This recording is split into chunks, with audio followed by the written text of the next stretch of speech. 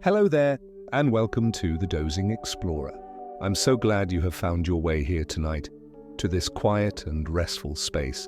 As the day's light fades completely and the world outside finds its nocturnal rhythm, it is time to allow your own inner world to do the same. Let go of the momentum of the day, feel the support of the surface beneath you, and with each slow, gentle breath, feel yourself sinking a little deeper into this present, peaceful moment. There is nothing else you need to be doing and nowhere else you need to be. You are here, and that is more than enough. Tonight, we will take a gentle and wondrous journey beyond our own familiar family of planets. We will drift out into the great starry ocean of our galaxy to visit the quiet, unseen worlds that orbit other suns. These are the exoplanets, the thousand worlds of the cosmos. We will not be exploring them with the urgency of an astronaut, but with the slow, peaceful curiosity of a dreamer. We will imagine their strange and silent landscapes, feel the light of their distant stars, and float in the quiet gravitational embrace that holds them in their timeless orbits. This is not a lesson in astronomy, but a lullaby sung in the key of cosmic wonder. We will imagine the patience of the great telescopes, staring for years at a single patch of sky, just to catch the faint shadow of a passing world. We will feel the immense and silent dance of a star, wobbling gently as it is guided by its invisible companions. We will drift over worlds of endless ocean, worlds of eternal twilight, and worlds that wander alone in the cold, interstellar dark. The purpose of this journey is to fill your mind with a sense of immense and peaceful scale, to let the quiet grandeur of these distant worlds make your own worries feel very small and very far away. And if these gentle explorations of the cosmos help you to find your own inner space of quiet and rest, you might consider subscribing. It is a silent and simple gesture that helps other weary travelers looking for a peaceful place to rest their minds find their way to this quiet harbor as well. It is just a soft thought to hold for a moment and then to release into the night. For now, your only task is to rest. There is nothing to understand, nothing to hold on to. Let these ideas of distant worlds be like the faint, twinkling stars themselves, beautiful, peaceful, and far away. Let your mind drift among them as it will. If a thought about your day arises, simply watch it pass like a gentle meteor. If my voice becomes a distant, fading hum, that is a wonderful thing. Let yourself become a quiet and resting part of this vast, starlit and deeply peaceful universe as our journey begins. We find distant worlds by watching for the gentle wink of a faraway star. This is the most patient and peaceful form of cosmic discovery imaginable. It is a method built on the simple and beautiful principle of a tiny, partial eclipse. Imagine a distant star as a single, steady candle flame burning silently in the immense darkness of space. And imagine an unseen planet orbiting that star on a path that, from our perspective, will pass directly in front of it. As the planet begins its journey across the face of the star, it will block a tiny, almost imperceptible amount of that star's light. For a few hours, the candle flame will seem to dim, just for a moment, by a fraction of a single percent. Then, as the planet completes its transit, the light will return to its original steady brightness. Our great space telescopes are designed to be incredibly patient and sensitive observers. They can stare at a single field of hundreds of thousands of stars for years on end, measuring their brightness with exquisite precision, just waiting for this gentle, rhythmic, and almost impossibly subtle wink. It is a quiet and profound message from a distant solar system, a shadow of an unseen world that has traveled for hundreds of light years just to tell us that it is there. Some planets are discovered by the tiny, rhythmic wobble they impart to their parent star.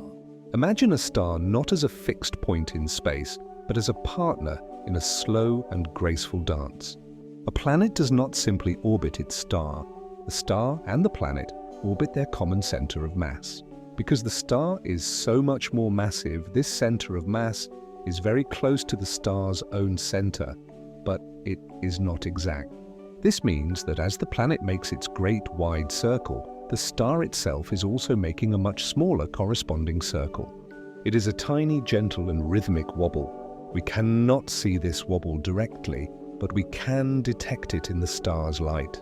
As the star wobbles towards us in its tiny orbit, its light is compressed, shifting slightly towards the blue end of the spectrum. As it wobbles away from us, its light is stretched, shifting slightly towards the red. This is the radial velocity method. It is like listening to the sound of a distant bell and being able to tell, just from the subtle shift in its pitch, that someone is gently causing it to sway back and forth. It is the quiet, gravitational music that reveals the presence of an invisible, orbiting family. Finding a planet is like listening for a single, quiet footstep in a vast, silent forest. The signals we are searching for are so incredibly faint, they are buried deep within the noise of the cosmos. A star is not a perfectly steady source of light. Searching for a planet is akin to unearthing a faint, quiet signal amid the cacophony of the cosmos. Stars, like humans, experience fluctuations in brightness, spot changes, and natural pulsations. Separating a planet's signal from these disturbances requires years of data processing using intricate mathematics. After cleansing the noise, a consistent, gentle planet's orbit becomes apparent. Like observing a river for extended periods, patient listening leads to the recognition of a single, distant songbird. This discovery emerges silently, not through boastful announcements, but through the meticulous, quiet pursuit of truth. Star spots that rotate across its surface. It has flares that cause it to brighten, and it has its own natural pulsation. Disentangling the tiny, repeating signal of a planet from all this stellar activity is a task of immense and patient artistry. It requires collecting years of data and then using beautiful, complex mathematics to gently filter out all the noise until the quiet, persistent, and gentle rhythm of the orbiting planet is revealed. It is like sitting by a rushing river for a very long time until you are finally able to hear the single, faint, and repeating note of a bird singing on the far shore. It is a discovery made not through a loud announcement, but through a long and patient act of deep, quiet listening. The transit method detects a planet by the faint shadow it casts as it crosses its sun. Let us return to this gentle, cosmic wink. The shadow that a planet casts is not a dark and sharp one. It is a faint and subtle dimming. For a planet the size of Jupiter passing in front of a star like our Sun, the brightness of that star will drop by only about 1%. For a planet the size of Earth, the drop is 100 times smaller, a dip of only 1 part in 10,000. This is the equivalent of detecting the dimming of a great lighthouse when a single, tiny insect flies past its lantern from a distance of 100 miles away. The fact that we have built telescopes with the sensitivity to detect such a tiny, fleeting shadow is a testament to our quiet and persistent curiosity. Each transit is a silent, fleeting silhouette, a brief and ghostly passage that tells us not only that a world is there, but also how large it is, and how close it orbits to the gentle warmth of its star. This dip in starlight is as small as a single firefly blinking out in a distant city of lights. Imagine you are floating high in the night sky, looking down at the vast, glittering grid of a great city. Now imagine that your task is to detect the moment when a single, tiny porch light on a single house in a single neighborhood of that vast city is momentarily blocked by a passing moth. This is the scale of the challenge of finding Earth-sized exoplanets. The precision required is almost beyond comprehension. It requires detectors that are incredibly stable, that can count the individual photons of light arriving from a distant star with almost perfect accuracy. And it requires a deep, quiet faith that if we look with enough patience and enough care, these tiny, almost imperceptible signals will reveal themselves to us. It is a search for the smallest of whispers in the great cosmic conversation. The Kepler Space Telescope stared at one patch of sky for years, waiting patiently for these gentle winks. For 4 years, the Kepler telescope performed one of the most patient acts of observation in human history. It was pointed at a single, small patch of the sky in the constellation Cygnus, a region rich with stars. And it did not move. It simply stared, unblinking, at that same field of over 150,000 stars, continuously measuring their brightness, taking a new snapshot every 30 minutes. It was a great cosmic vigil. It was waiting, with a quiet and unwavering focus, for the telltale, rhythmic dimming that would signal the presence of a planet. In its long, silent stare, Kepler discovered thousands of new worlds. It revealed that planets are not a rarity, but are in fact incredibly common, and that our galaxy is filled to the brim with these quiet, hidden solar systems. It was a profound and beautiful discovery, born from an act of pure, mechanical, and deeply patient watching. A star's gentle wobble is like watching a dancer who is holding the hand of an invisible partner. When we use the wobble method to find a planet, we are not seeing the planet itself. We are seeing its effect on the star. Imagine a large, graceful dancer spinning slowly in the center of a great dark stage.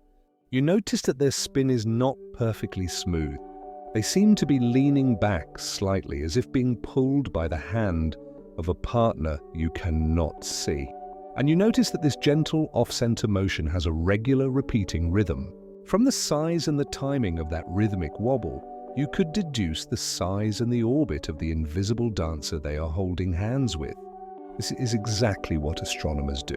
They watch the gentle, rhythmic, and almost imperceptible dance of a distant star, and from that dance, they infer the presence of its silent, unseen, and orbiting family. This dance is a quiet, gravitational conversation between a star and its unseen worlds. Every object in a solar system is in a constant, silent dialogue with every other object, spoken in the universal language of gravity. The star pulls on the planet, holding it in its orbit. But the planet also pulls on the star with an equal and opposite force. It is this gentle, reciprocal tug from the planet that causes the star to wobble. For a large planet, the tug is stronger and the wobble is more pronounced. For a small planet, the tug is a mere whisper and the wobble is almost undetectable. To measure this wobble is to eavesdrop on this quiet, gravitational conversation. It is to listen to the silent physical poetry that is being exchanged between a sun and its most intimate, orbiting companions. Directly photographing an exoplanet is like trying to see a faint firefly next to a brilliant searchlight. This is the greatest challenge in the search for other worlds. A star is a brilliant, raging furnace, while a planet is a small, cold, and dark object that shines only by reflecting a tiny fraction of its star's light. The star is typically 1 billion times brighter than the planet that orbits it. Trying to see that faint, reflected light from the planet is an incredibly difficult task. It is like standing in a great city and trying to take a photograph of a single, tiny candle sitting right next to the brilliant, blinding face of a great lighthouse that is miles away. The glare of the lighthouse would completely overwhelm the faint, gentle light of the candle, and so astronomers have had to invent incredibly clever ways to see past this glare. To do this, astronomers build great cosmic shades to block the overwhelming light of the star. These instruments are called coronagraphs. They work by placing a tiny, precisely engineered mask inside the telescope, a small, dark disk that can be perfectly aligned to block the direct light from the distant star. It is like creating an artificial eclipse inside the telescope itself. It is like holding up your thumb to block out the light of the sun so that you can see something in the sky right next to it. When this is done with incredible precision, the overwhelming glare of the star is suppressed, and the faint, tiny, and previously hidden points of light from its orbiting planets can, if we are very lucky, be revealed. It is a quiet, delicate, and incredibly difficult art of seeing by not seeing. The first pictures of exoplanets are just faint, single points of ancient, wandering light. Even with these incredible techniques, a direct image of an exoplanet is not a detailed photograph of a new world. It is simply a single, faint, and often barely detectable pixel of light. But even that single pixel is a thing of profound and beautiful significance. It is the first time in human history that we have been able to directly see the light from a world orbiting another sun. That faint point of light has traveled for dozens or even hundreds of light years to reach our telescopes. It is an ancient and incredibly well-traveled photon. It is a quiet and humble message from a distant solar system, a true and tangible confirmation of a world that was, until that moment, only a ghostly inference in our data.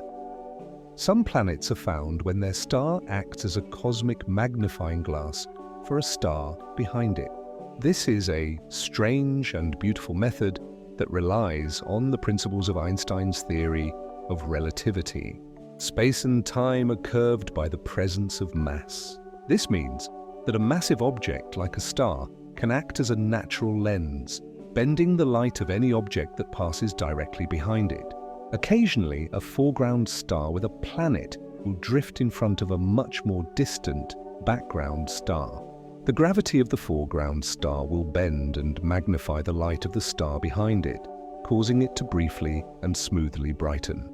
But if the foreground star also has a planet that planet's own, much smaller gravity will add a second, tiny, and very sharp little blip of extra brightening to the event.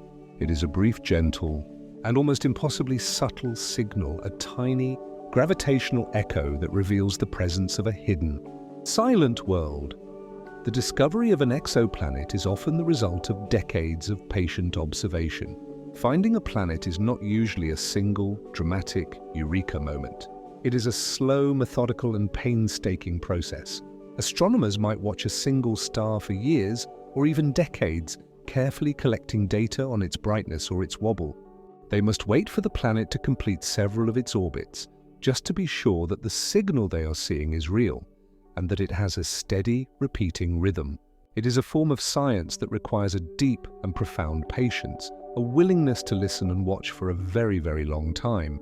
It is a quiet and humble work, a slow and steady accumulation of evidence that eventually, beautifully and undeniably, reveals the existence of a new and distant shore. Each new world is a quiet, statistical whisper confirmed by the steady rhythm of its orbit. The data that reveals a new planet is not a loud and clear announcement. It is a faint, statistical signal buried in the noise. The true confirmation comes from the pattern. The dimming of the star during a transit or the gentle tug of its wobble must repeat with a clockwork regularity. It is this steady, predictable rhythm that tells astronomers they have found a real, orbiting body, and not just a random fluctuation in the star's light. An orbit is a form of natural cosmic music. It is a steady, repeating beat. To find a planet is to finally hear the faint but unmistakable rhythm of that distant, silent drum. The TESS mission is scanning the entire sky, looking for the closest and brightest of these winking stars. While the Kepler telescope stared at one small, distant patch of the sky, its successor, the TESS satellite, is doing a great, sweeping survey of the entire celestial sphere. Its mission is to look for transiting planets around the stars in our immediate cosmic neighborhood, the closest and the brightest stars to our own sun. The goal is to create a catalogue of these nearby worlds, a list of the most promising and accessible targets for future study. TESS is our great local cartographer, a quiet and efficient surveyor that is creating the first comprehensive map of the worlds that are our closest, unseen, cosmic neighbors. We can learn the length of a planet's year from the steady, reliable timing between its transits. The rhythm of a transit is the rhythm of a year. If a planet passes in front of its star, and then we see it do the same thing again exactly 30 days later, we know that its year, the time it takes to complete one full orbit, is 30 days long. It is a simple, beautiful, and incredibly accurate cosmic clock. From this simple rhythm, we can learn so much about the planet. We can know its distance from its star, and from that we can estimate its temperature. A short year means a close, hot planet. A long year means a distant, cold planet. The quiet, steady beat of a planet's orbit is the very first and most important piece of its unique and distant story. The James Webb Space Telescope can study the faint light that passes through a planet's atmosphere. This is the next beautiful and incredibly subtle step in our exploration. When a planet passes in front of its star, a tiny fraction of the starlight will filter through the very top layers of the planet's own atmosphere on its way to us. The different gases in that atmosphere will absorb very specific colors of the starlight. The James Webb Telescope is so powerful that it can capture this incredibly faint, filtered light and spread it out into a spectrum. By looking at which colors are missing, we can begin to figure out what that distant atmosphere is made of. It is a form of cosmic archaeology studying the faint, chemical fingerprints that a distant world has left on the starlight that has passed through it. We are cartographers of distant shores we can never visit, drawing our maps with faint, ancient light. Our exploration of these exoplanets is a different kind of exploration. It is an exploration of the mind and of the senses, extended by our incredible instruments. We will likely never stand on the surface of these worlds, feel their strange winds, or see their alien sunsets with our own eyes. But we can know them, we can map them, we can understand their size, their year, their temperature, and even the air they breathe. We are a generation of quiet and peaceful explorers, traveling across oceans of space that are trillions of miles wide, using nothing but the faint, patient, and incredibly informative messengers of ancient light. The hunt for exoplanets is a slow, peaceful, and deeply hopeful kind of astronomy. It is a search that is not driven by conquest or by profit, but by a deep and quiet curiosity. It is a search for our place in the universe, for a sense of connection to the great cosmic whole. Every new planet we find is a small and beautiful victory for that curiosity. It is another quiet confirmation that our own solar system is not a strange anomaly, but just one of countless beautiful variations on a universal theme. It is a deeply hopeful act, a quiet and steady search for other, silent, and perhaps even welcoming shores in the great, starry ocean. The signals are so faint, they must be gently teased out from the quiet cosmic noise.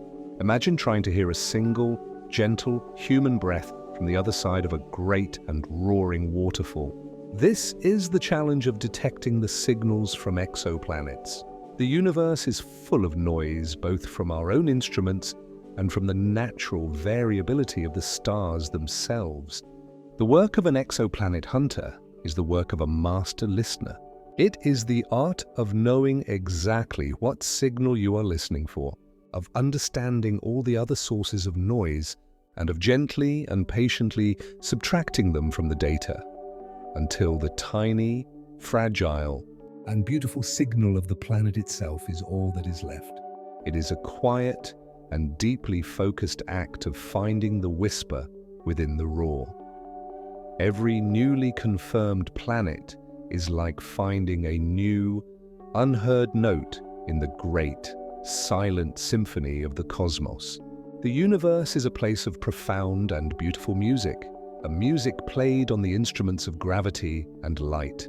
But for all of human history, we have only been able to hear a few of its notes, the 8 planets of our own solar system. Now, with every new exoplanet that is discovered, we are adding a new and unique note to this great symphony. We are discovering that the universe can play chords of incredible complexity and beauty, harmonies of strange and wonderful worlds that we had never before imagined. We are slowly, patiently, and quietly beginning to hear the true, rich, and unimaginable fullness of the cosmic orchestra. The color of a star can tell astronomers where best to look for these quiet, orbiting worlds. Not all stars are created equal when it comes to hosting detectable planets. The small, cool, and dim stars known as red dwarfs are some of the best places to look. Because the star itself is so small, a transiting, Earth-sized planet will block a much larger and more noticeable fraction of its light, making the wink much easier to see. And because the star is so dim, its habitable zone, the region where a planet could have liquid water, is much closer and cozier, meaning the planets have short, frequent orbits that are easier to confirm. These gentle, long-lived and ruby-red stars are some of the most quiet and promising lighthouses in our search for other, silent shores. We are an entire generation of explorers discovering new worlds, not by sailing, but by sitting still. The great explorations of the past involved long and perilous journeys across unknown oceans. But the great exploration of our time is a journey of stillness. It is the work of astronomers sitting quietly in control rooms and of great robotic telescopes floating silently in space. We are traveling trillions of miles, not by moving our bodies, but by extending our senses. It is a new kind of exploration, one that is based on patience, on quiet contemplation, and on the gentle and steady collection of faint, ancient light. We are discovering a new and unimaginably vast world, all without ever leaving our own quiet blue and beautiful home. The great observatories that find these planets are like vast, mechanical ears listening to the silence. A telescope is a light collector, but in the hunt for exoplanets, it is useful to think of it as a listening device. It is pointed at a star and it is listening with incredible sensitivity for the faintest of changes. It is listening for the subtle dimming of a transit or the faint, rhythmic shift in color of a gravitational wobble. It is an act of deep and focused attention, a quiet and profound form of eavesdropping on the silent gravitational conversations of a distant solar system. These great mechanical structures are our ears, held up to the heart of the cosmos, listening for the faint, steady, and beautiful heartbeat of another world.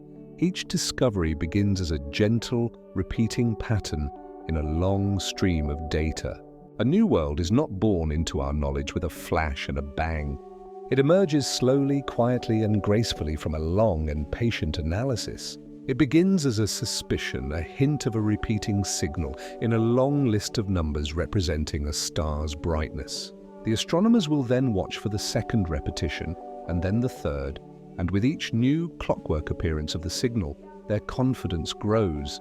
The planet is slowly, gently, and rhythmically revealing itself to them. It is a quiet, statistical, and deeply beautiful process of a hidden pattern finally, and undeniably, emerging from the noise. We are learning the geography of our stellar neighborhood, one faint shadow at a time. For all of history, the stars have been just beautiful, distant points of light. But we now know that they are not just lights. They are places. Each one is a potential center of its own unique solar system. The work of finding exoplanets is the work of turning this map of lights into a map of places. With each new discovery, we are adding a new landmark, a new island, a new shoreline to our growing map of the local cosmos. The night sky is slowly being transformed from a beautiful, flat, and two-dimensional painting into a rich, deep, and three-dimensional atlas of 1,000 quiet and undiscovered countries. The patience of this work is like that of a gardener waiting for a seed to sprout. When you plant a seed, you do not see the result immediately. You must water the soil, you must provide light, and then you must wait. You must have faith that deep beneath the surface, a quiet and wonderful process is unfolding. The work of finding exoplanets is very similar. The astronomers point their telescopes, they gather the light, and then they must wait. They must wait for the planet to make its slow, graceful journey around its star, for its faint signal to repeat itself again and again. It is a deep and profound act of scientific faith, a quiet trust in the steady clockwork and beautiful mechanics of the cosmos. We are cataloguing a great unseen library of worlds. Each exoplanet we discover is like a new book, a new and unique story in the great cosmic library. We cannot yet read all the pages of these books, but we can begin to read their titles and their chapter headings. We can know their size, their mass, their year. We can know if they are a great gaseous giant or a small rocky world. We are in the first exciting stage of building this great library, of simply walking through the stacks and marveling at the sheer number and variety of the volumes it contains. Each one is a silent, unread story, a quiet and beautiful promise of a universe that is even richer and more wonderful than we can imagine. The search is a quiet, humble act of looking and listening. In our search for other worlds, we are not sending out great, loud signals and demanding an answer from the universe. We are doing the opposite. We are being as quiet as we can possibly be. We are building the most sensitive instruments we can imagine, and we are simply and humbly watching and listening. We are trying to hear the faintest whispers, to see the most subtle shadows.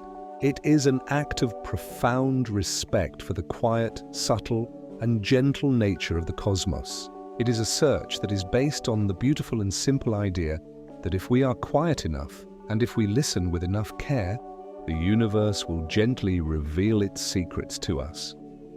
Many of the first planets we found were hot Jupiters, gentle giants orbiting close to their suns. These were the first and easiest type of exoplanet to discover because they create the biggest and most obvious signals. They are huge gas giant planets, often much larger than our own Jupiter, and they orbit their stars on incredibly close and fast orbits, some completing a year in just a few Earth days.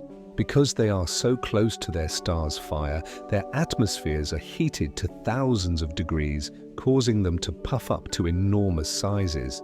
They are not gentle places, but seen from afar, they are gentle giants in another sense. They are the great, easy-to-detect anomalies, the loud, friendly voices in the cosmic darkness that first told us, for sure, that planets around other stars were not a fantasy, but a beautiful and common reality. The atmospheres of these giant planets are puffed up and warm, like great cosmic clouds. A hot Jupiter is a world that is almost entirely atmosphere.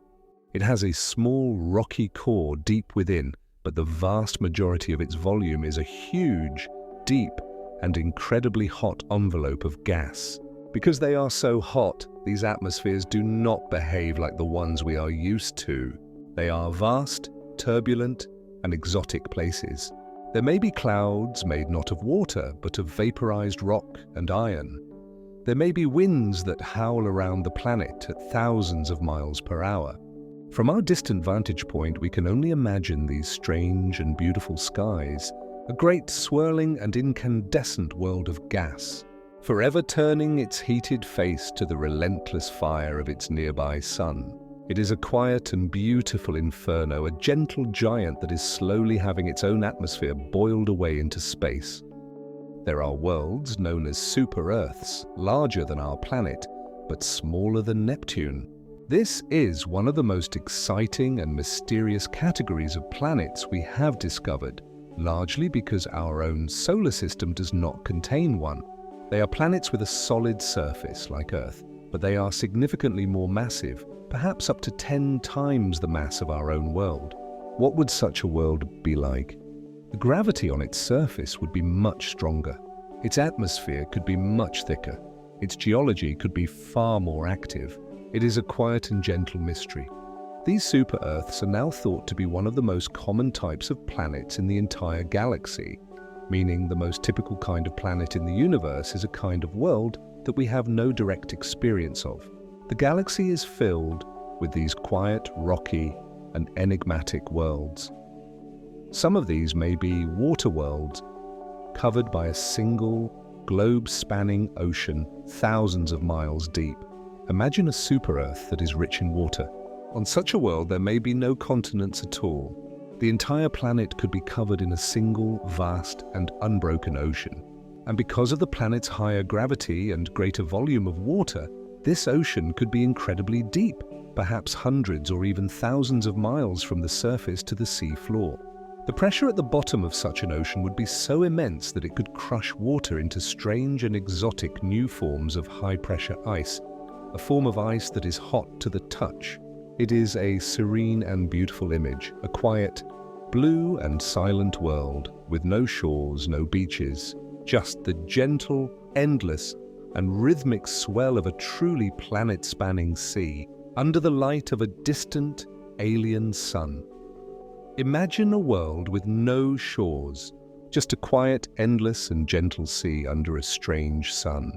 The experience of being on such a world would be one of profound and peaceful monotony. In every direction, to every horizon, there would be only water. The weather would be on a colossal scale with great planet-spanning storm systems that have no land to break their momentum. The waves could be mountains high.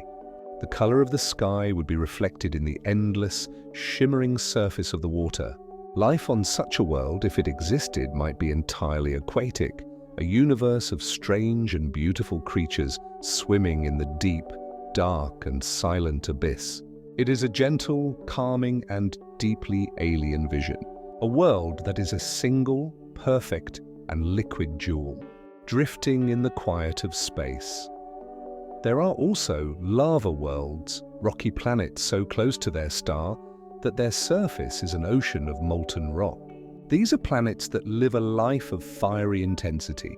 They are often rocky, Earth-sized worlds that orbit their star so closely that their year is only a matter of hours.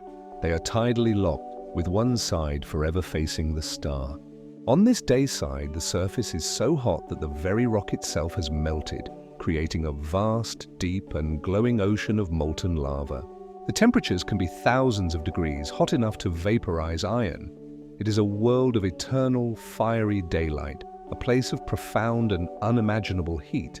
It is a quiet, glowing ember, a world that is forever in a state of melting, a silent and beautiful testament to the fierce and powerful proximity of a star.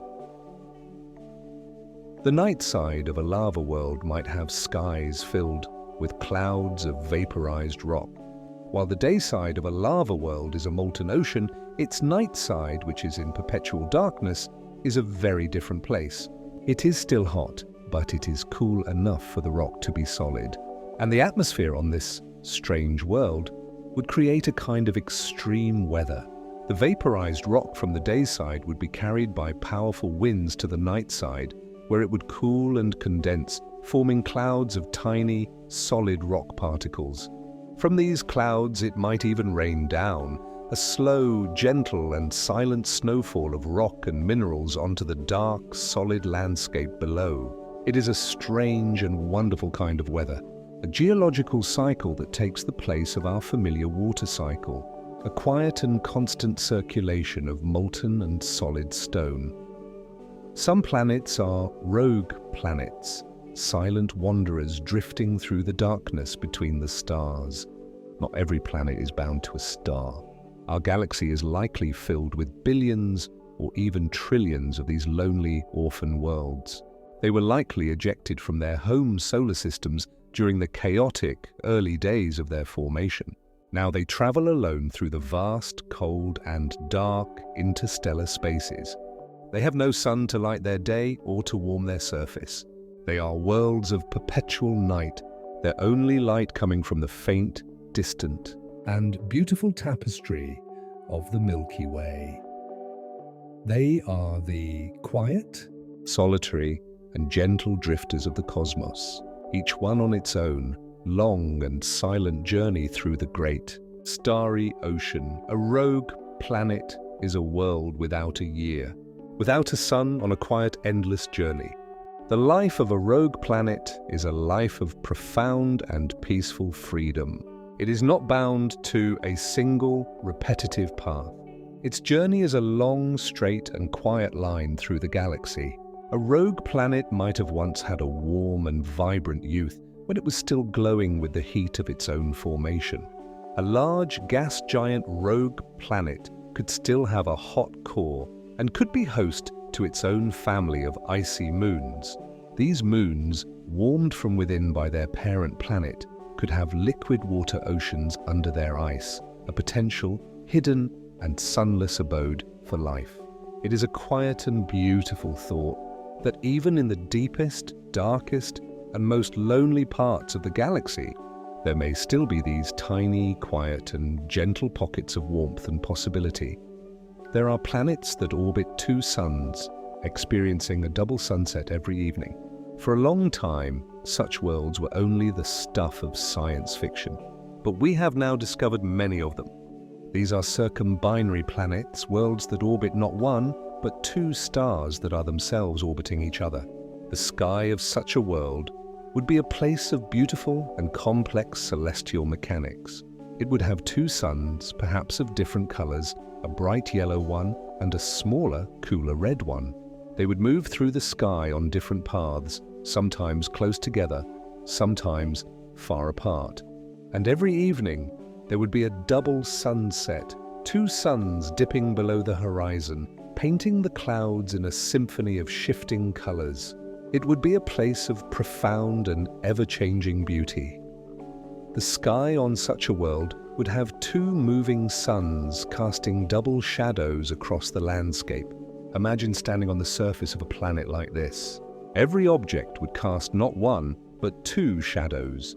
These two shadows would dance throughout the day, changing their length and their angle relative to each other as the two suns moved across the sky. Sometimes they would be long and separate, at other times they would be short and nearly overlapping. It would be a world where the very concept of light and shadow is a more complex and more beautiful thing. It would be a quiet, gentle, and constant reminder of the beautiful, gravitational dance that was happening in the sky above, a silent and ever-present piece of celestial art. Some planets may have atmospheres so thick they are perpetually in a state of gentle twilight. A planet like a super-Earth could have an atmosphere many times thicker and denser than our own. On such a world, the light from its star might struggle to reach the surface directly. Instead, it would be scattered and diffused by the thick, deep layers of gas, creating a world where the sky is always a soft, gentle, and uniform glow. There would be no harsh shadows, no direct, brilliant sunlight. It would be a world of perpetual soft focus, a place of quiet, gentle, and unchanging twilight. It is a serene and peaceful image, a world where the light is always as soft and as kind as it is on Earth in the few, brief, and beautiful moments just after the sun has set. The color of the sky on another world depends on the light of its star and the gases in its air. Our sky is blue because the nitrogen and oxygen in our atmosphere are very good at scattering the blue light from our yellow-white sun. But on a planet orbiting a different kind of star, or with a different kind of air, the sky could be a completely different color. On a planet with a methane-rich atmosphere, the sky might be a soft and gentle orange. On a world orbiting a cool red dwarf star, the sky might be a pale peachy or even a yellowish color. The universe is filled with these quiet and beautiful possibilities, a palette of 1,000 different kinds of sky, 1,000 different qualities of gentle, alien light. There may be worlds with skies of soft gold, gentle rose, or even deep violet. Let your mind drift and imagine these distant, quiet places. Imagine a world where the sky is a constant, shimmering and gentle gold, the light filtering down through an atmosphere of suspended, golden dust. Imagine a world where the clouds are a permanent and beautiful shade of pink, their color coming from strange and exotic chemicals. Imagine a world orbiting a hot blue star where the atmosphere scatters the light in such a way that the sky is a deep, profound and peaceful shade of violet. Each of these worlds is a unique and beautiful piece of cosmic art. a quiet and serene landscape painted in a palette that is completely and wonderfully different from our own. One discovered exoplanet is thought to rain molten glass sideways in howling winds. This is a hot Jupiter, a gas giant orbiting incredibly close to its blue sun. It is a world of extreme and beautiful violence. It is tidally locked, with one side forever facing its star. On the day side, the temperatures are so high that rock itself is vaporized, forming clouds of silicate minerals. These clouds are then blown around to the cooler night side by winds that are thought to travel at over 5,000 miles per hour, faster than the speed of sound. On the night side, these rock clouds would cool and condense, raining down not water, but drops of molten glass. Because of the incredible wind speeds, this rain would not fall down, but would fly sideways through the dark, turbulent atmosphere. It is a quiet, beautiful, and terrifying image from a world of truly alien weather. There are carbon-rich planets where the pressure deep inside could form a thick layer of diamond. Our own Earth is a silicate-rich planet, but some stars are known to be very rich in carbon, and the planets that form around them may be as well. On such a world, the geology would be completely different from our own. The mountains could be made of carbides instead of granite. The ground could be covered in pools of tar-like hydrocarbons. And deep within the planet's mantle, the immense pressure could crush the abundant carbon into a vast, thick, and globe-spanning layer of pure, solid diamond. It is a wondrous and beautiful thought. A planet whose most common and fundamental geological layer is the most precious and rare of all gems here on Earth, a quiet, glittering, and forever hidden planetary treasure. We have found mini-Neptunes, worlds with a rocky core surrounded by a deep, dense atmosphere. These are another common type of planet for which we have no local example. They are larger than a super-Earth, but smaller than our own Neptune. They likely have a solid core of rock and ice, but this core is surrounded by a vast and incredibly thick atmosphere of hydrogen and helium, an atmosphere that may make up a significant fraction of the planet's total mass. The pressure at the bottom of this atmosphere would be immense, and it would likely blur the line between gas and liquid, a strange and exotic state of matter. These are the quiet, intermediate worlds of the cosmos, not quite a rocky planet and not quite a gas giant, but a gentle and mysterious combination of the two. Some exoplanets are so old they formed when the universe was just a fraction of its current age. Our own solar system is about 4.5 billion years old, but the universe is 13.8 billion years old, and we have found planets orbiting stars that are incredibly ancient, some over 12 billion years old. These are the first-generation planets. They formed from a universe that was much simpler than our own, a universe that had not yet been greatly enriched with the heavy elements created in supernovae.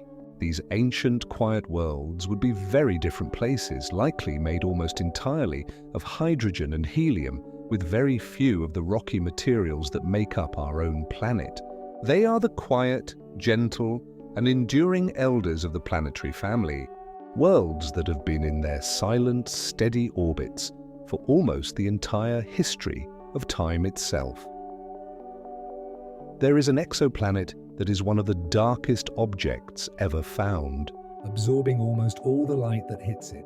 This strange and beautiful world, a hot Jupiter named TRES 2b, is a planet that is blacker than coal, blacker than any paint we have ever created. It reflects less than 1% of the starlight that falls upon it. Scientists are not entirely sure why it is so incredibly dark. Its atmosphere may contain strange, light-absorbing chemicals, or it may be so hot that it has no reflective clouds at all. But it is not completely black. It is so hot that it emits its own faint, deep, and angry red glow like a piece of charcoal in a dying fire.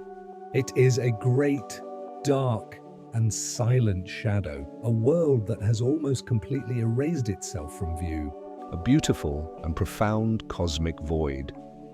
The sheer number of these worlds suggests that every possibility is being quietly explored by the universe.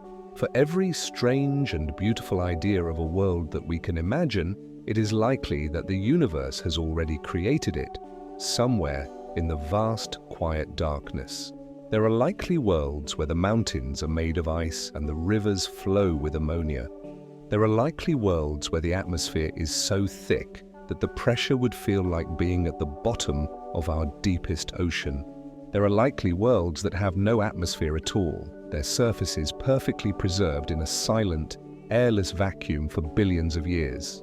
The universe is a great and patient artist, with an infinite canvas and an infinite palette of physical laws. The thousands of exoplanets we have discovered so far are just the first tiny glimpse into this immense gallery of cosmic creation. It is a profoundly peaceful and humbling thought that every dream of a world is likely a quiet and distant reality somewhere, waiting to be found. We have found worlds that are incredibly dense and worlds that are incredibly light. The diversity of planets extends to their very substance, their fundamental being.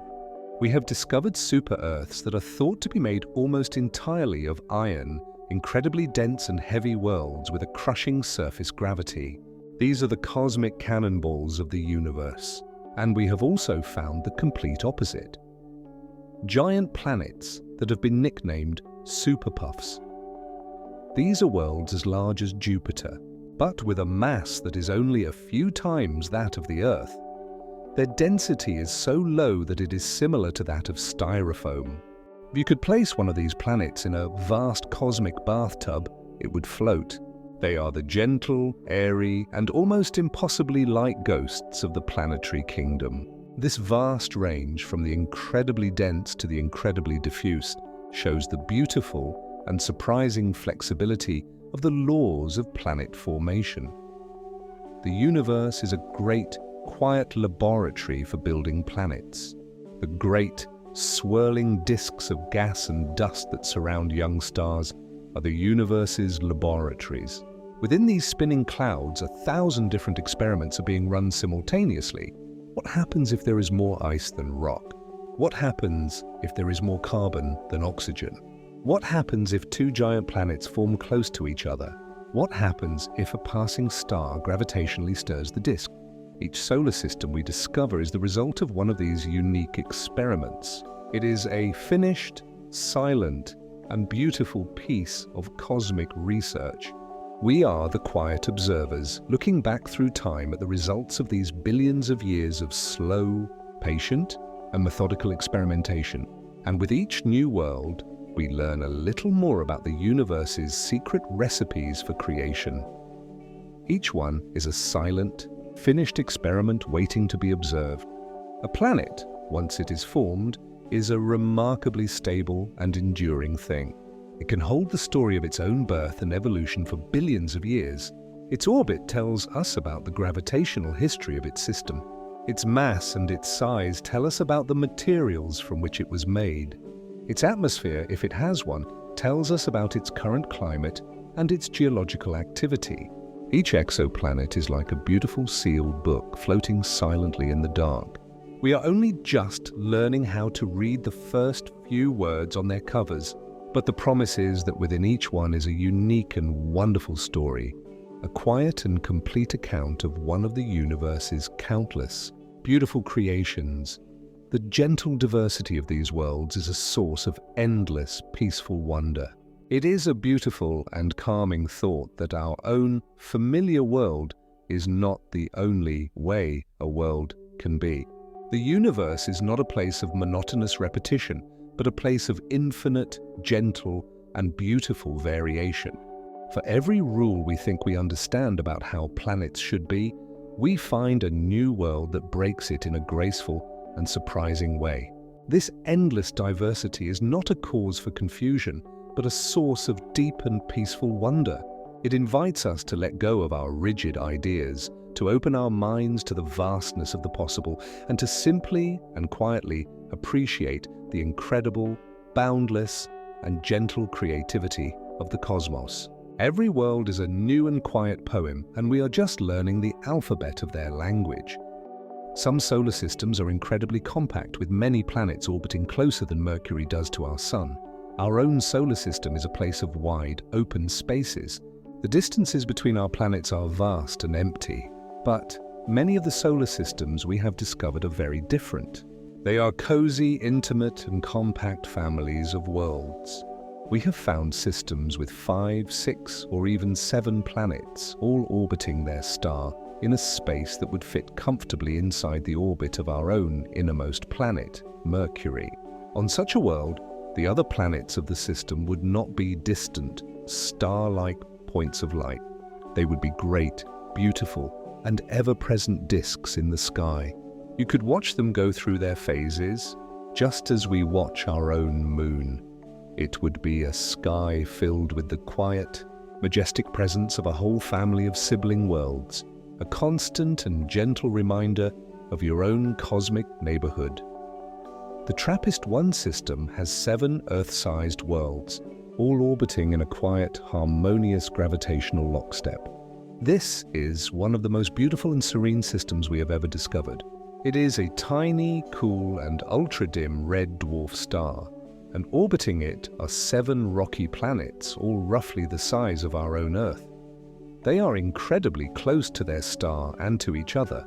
If you were standing on the surface of one of these worlds, several of the others would appear in the sky, some as large or larger than our own full moon, and they are locked in a beautiful gravitational dance called orbital resonance.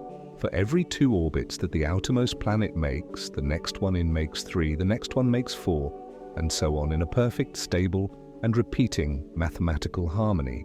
It is a perfect cosmic clockwork, a silent and graceful solar system that is playing a form of deep, slow, and profoundly peaceful gravitational music. The year on the innermost of these planets is only 1.5 Earth days long. The proximity of the planets in a system like TRAPPIST-1 means that their orbits are incredibly fast. The planet closest to the star completes its entire year in just 36 hours. It is a world in a constant, gentle hurry. But because the star is so cool and dim, this close proximity does not necessarily mean the planet is hot. In fact, several of the planets in this system are in the star's habitable zone, the temperate region where liquid water could potentially exist. It is a strange and beautiful thought. A world where a full cycle of the seasons could pass in just a few of our weeks. A place where the great cosmic rhythms are played on a much faster, but equally gentle and steady time scale. Many solar systems do not have their largest planets far out, but have them orbiting very close to the star. The architecture of our own solar system seems so logical to us. The small, rocky planets are close to the Sun, and the great, giant gas planets are far out in the cold depths of space. For a long time, we thought this was the only way a solar system could be. But the thousands of exoplanets we have found have shown us that our own home is just one of many possible designs. Many systems have their largest planets, their hot Jupiters, orbiting incredibly close to their star, while the smaller rocky worlds may be further out or may not exist at all. It is a quiet and humbling lesson that the universe has no single blueprint for creation, but an infinite number of architectural styles. Some planets have incredibly eccentric, oval-shaped orbits, unlike the calm circles of our system.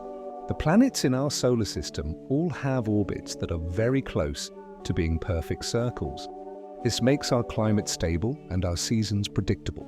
But many exoplanets that we have discovered travel on very different paths. Their orbits are highly eccentric, meaning they are long, stretched-out ovals. These planets spend part of their year swinging in very close to the heat of their star, and the rest of their year journeying far out into the cold and distant reaches of their solar system. The seasons on such a world would be incredibly extreme. It would experience a brief, scorching summer, followed by a long, deep, and incredibly cold winter. It is a world of violent and dramatic change, a quiet and constant reminder of the gentle, circular stability of our own home. Just as planets orbit stars, there may be moons or exomoons orbiting these distant planets. We have not yet definitively discovered a moon orbiting an exoplanet, but they are almost certainly there. In our own solar system, moons are more common than planets. It is very likely that the great gas giants we have found in other solar systems are also host to their own rich families of orbiting moons. This opens up a whole new realm of beautiful and gentle possibilities. While a gas giant itself cannot be habitable, its moons could be. A large, rocky moon orbiting a Jupiter-like planet that is in the habitable zone of its star could be a place of incredible beauty and potential for life. It is a quiet and hopeful thought that some of the most promising real estate in the galaxy may not be planets at all, but their silent, orbiting companions. The sky of such a moon would be dominated by the beautiful, immense and striped face of its parent planet. Imagine resting on the surface of one of these exomoons. The sky above you would be a spectacle of unimaginable grandeur. It would be dominated by the huge, looming and beautifully colored disk of your parent gas giant, which might stretch from horizon to horizon. You would see its great swirling storms, its colorful cloud bands, and perhaps even a system of majestic rings, all hanging silently and permanently in your sky. You would watch the other moons of the system, your small sibling worlds, as they passed through their own phases, casting their own fleeting shadows upon the great planet's face. It would be a sky of such deep, dynamic, and profound beauty that it would make our own familiar sky seem quiet and empty by comparison. Some planets have been found in star clusters, where the night sky would be ablaze with hundreds of suns. Most stars, including our Sun, live in the quiet suburban regions of the galaxy. But some stars are born in and live their lives in great dense clusters, like the globular clusters we have spoken of. We have found planets orbiting stars within these incredible environments. What would the sky of such a world be like? The night would never be truly dark. The sky would be filled with hundreds or even thousands of brilliant, intensely colored suns, some shining with the brightness of our own full moon. It would be a sky of perpetual, soft and multicolored twilight, a place of unimaginable, glittering beauty. It is a quiet and awe-inspiring thought, a world where the concept of a single, lonely star is unknown, a world forever bathed in the gentle, collective light of its thousand suns. We have discovered planets that orbit the dead remnants of stars, called pulsars. In 1992, the very first confirmed exoplanets were found in a place no one expected.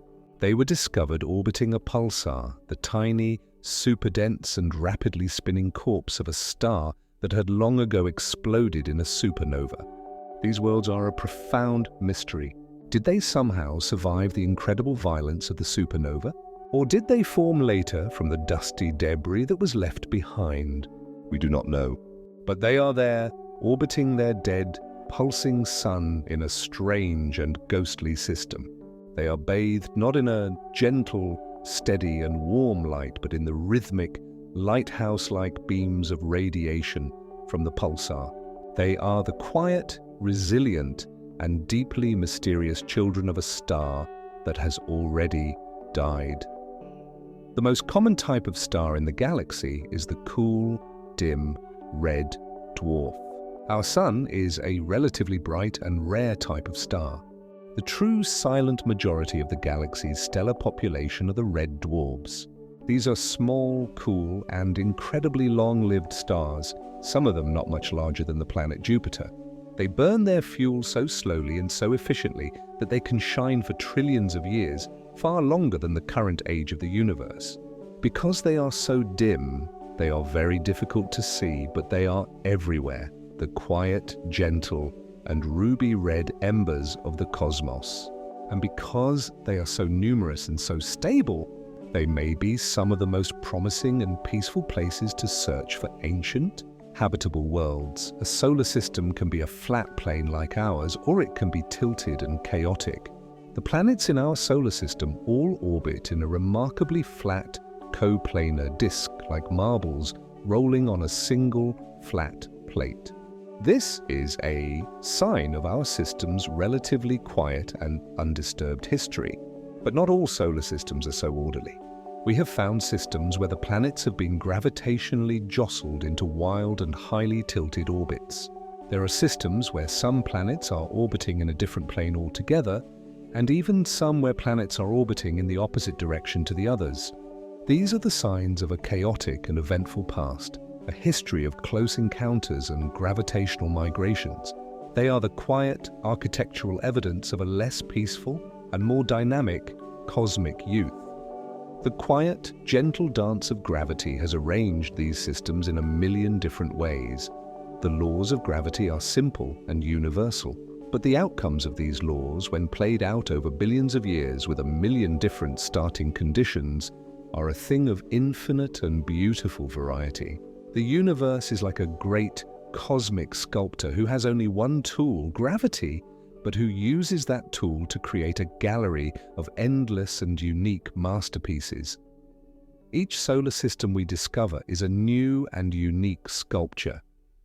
Some are elegant and orderly, some are chaotic and strange, but each one is a perfect and quiet expression of the deep, underlying, and wonderfully creative logic of the cosmos.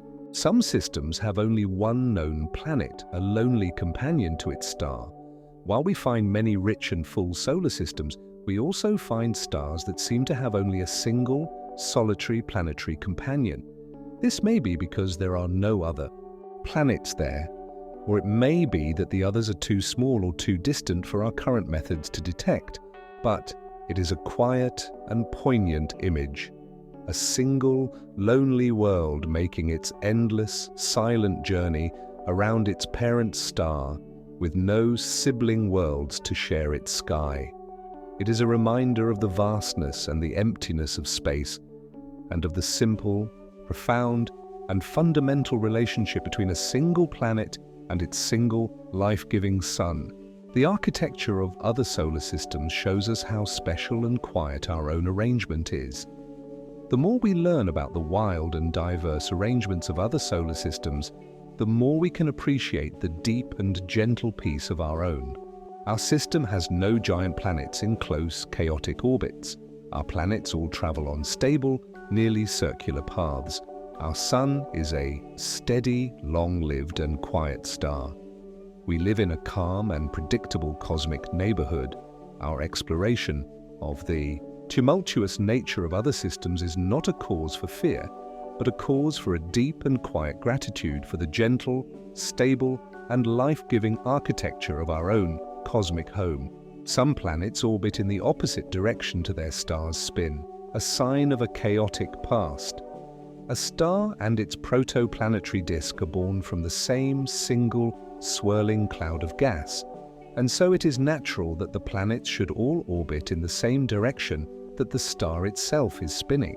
And in our solar system, they do, but we have found a number of hot Jupiters that are in retrograde orbits, traveling around their star in the wrong direction. This is a clear and beautiful sign that something dramatic and chaotic happened in that system's past.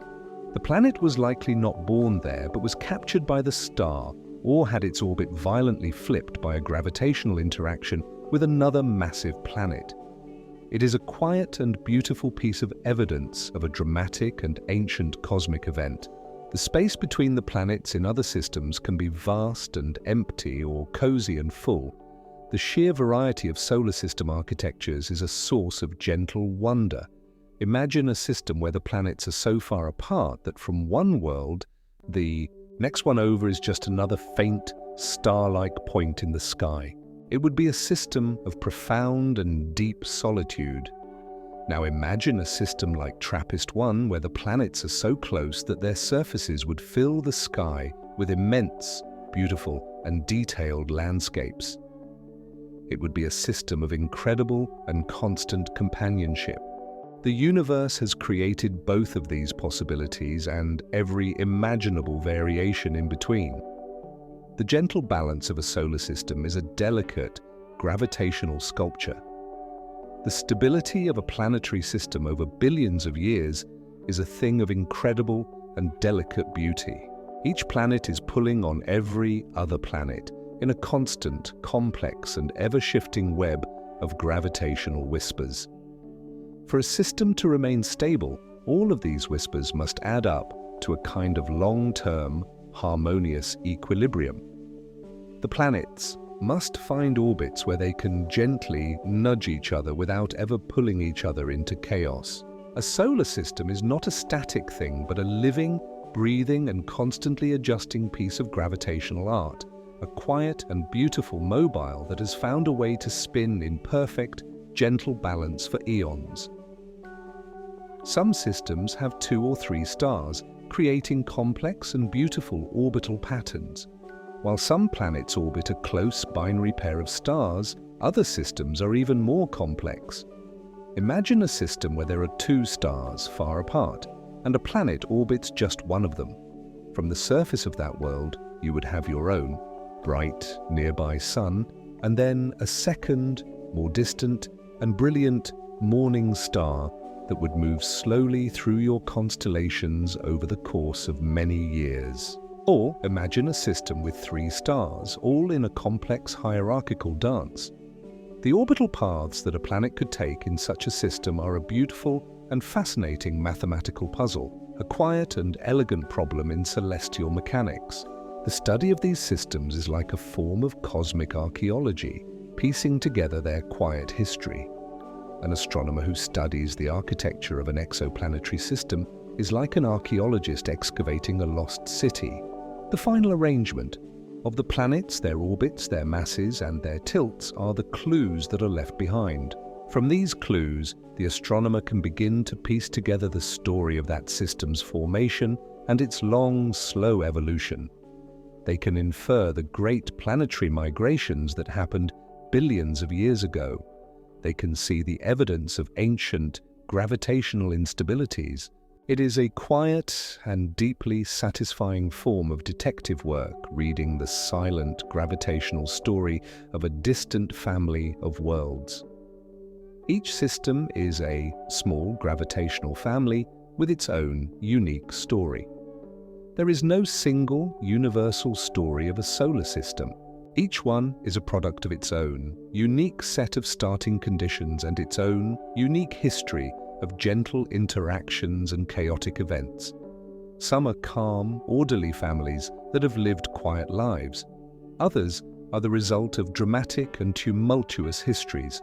To study the thousands of solar systems we have now found is to read the first few pages of 1,000 different, epic, and mostly very quiet family sagas.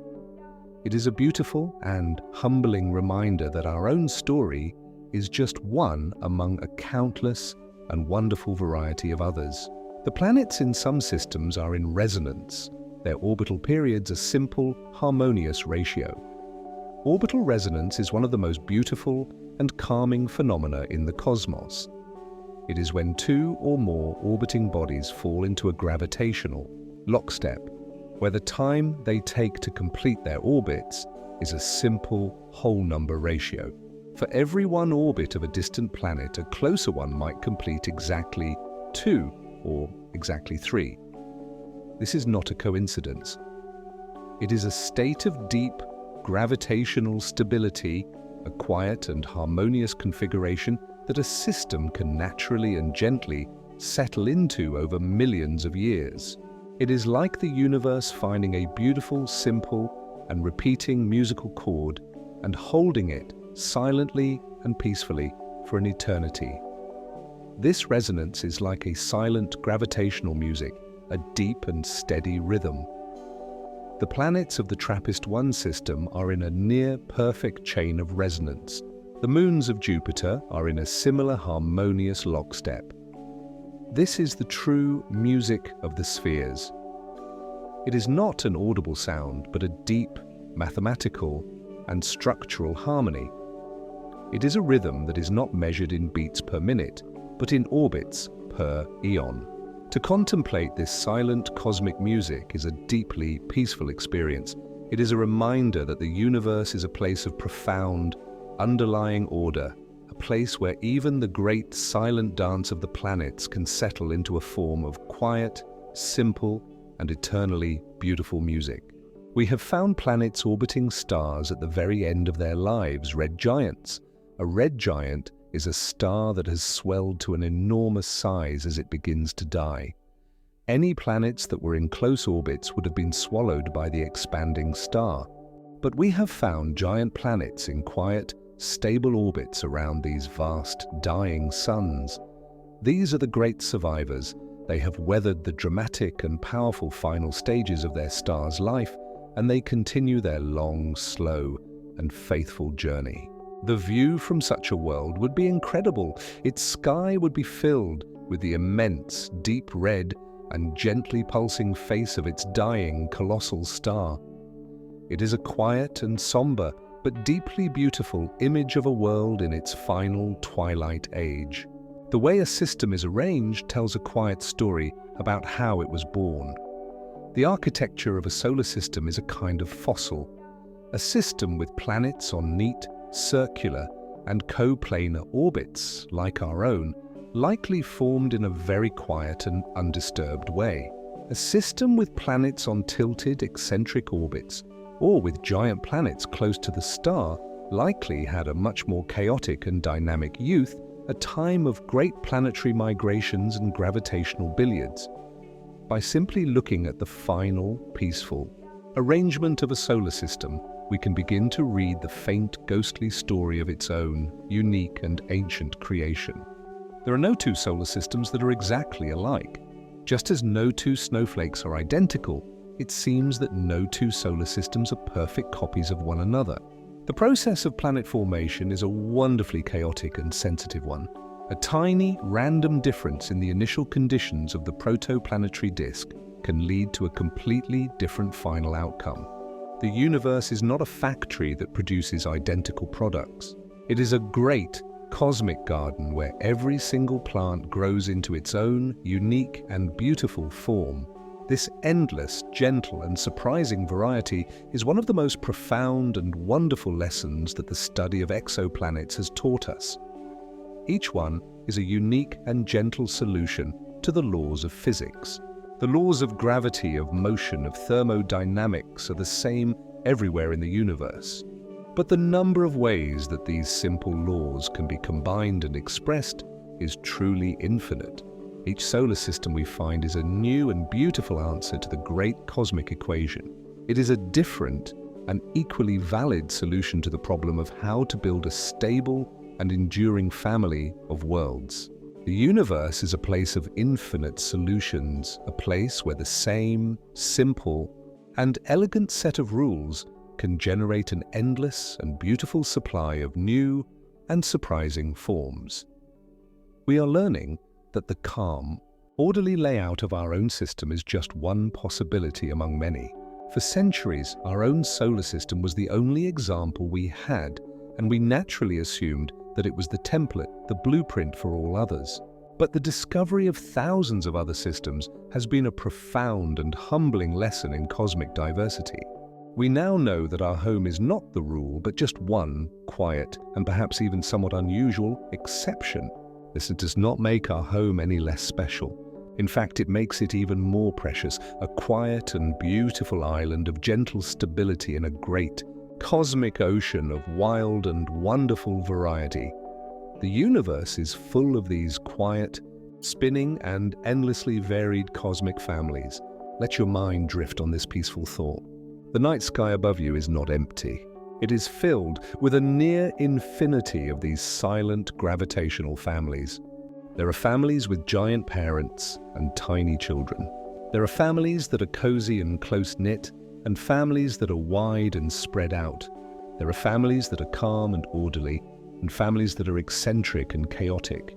The entire vast and silent darkness of the cosmos is filled with these quiet, beautiful, and endlessly different stories of gravitational love and connection. Each solar system is a tiny, stable island in the vast, empty ocean of interstellar space. The distances between the stars are almost impossibly vast. A solar system is a tiny, precious, and gravitationally bound oasis of matter in this great, overwhelming emptiness. It is a small, self-contained, and beautiful island of light, of warmth, and of order. And the night sky is an ocean full of these islands, each one separated by an immense and silent sea of cold and dark. To find a new solar system is to find another one of these quiet, distant, and beautiful islands.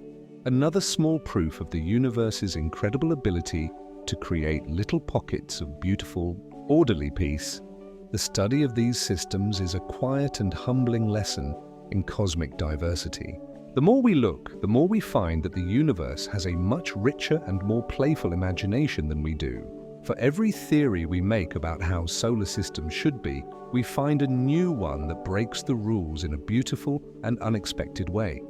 The universe is not obliged to conform to our expectations. It is a place of deep and profound wonder, a place that is constantly and gently inviting us to let go of our assumptions and to simply and humbly appreciate the incredible, endless, and quiet variety of its creations. The planets in some systems are in resonance, their orbital periods a simple, harmonious ratio. This is one of the most beautiful and calming discoveries in our study of other worlds. It is a state of deep gravitational harmony, a silent music played out over millions of years. Imagine a solar system where for every single orbit completed by an outer planet, the next planet in completes exactly 2 orbits, and the next one in from that completes exactly 3. Their movements are not random but are locked together in a perfect, repeating and predictable pattern. This is not a coincidence but a natural state of stability that a planetary system can gently settle into over eons. It is like a set of celestial bells, all tuned to ring in a perfect, simple, and eternally repeating chord.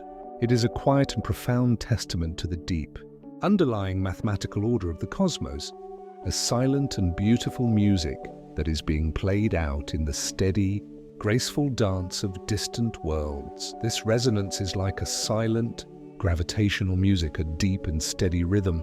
To contemplate this phenomenon is to feel a sense of profound and peaceful order. It is the universe revealing its preference for harmony, for stability, for patterns that are both simple and beautiful. The constant, gentle, and rhythmic gravitational nudges that these planets give each other are not a source of chaos, but a source of deep and lasting stability. They keep each other in their proper paths like partners in a perfectly choreographed waltz, a dance that has been practiced and perfected over billions of years. This silent, gravitational music is the true music of the spheres, a deep and resonant harmony that is not heard with the ears, but felt with the mind. It is a quiet and deeply reassuring reminder that even in the vastness of space, there is a deep and abiding tendency towards a peaceful, stable, and beautiful order. We have found planets orbiting stars at the very end of their lives, red giants. A red giant is a star in its final, majestic, and beautiful phase of life. Having exhausted the hydrogen fuel in its core, it has swollen to a colossal size, its outer layers becoming cool and diffuse, glowing with a deep, soft, and gentle reddish light. To find a planet in a stable orbit around such a star is to find a world in the deep autumn of its existence. It is a survivor, a world that has weathered the dramatic and powerful changes of its aging sun. The view from such a planet would be a spectacle of serene and somber beauty.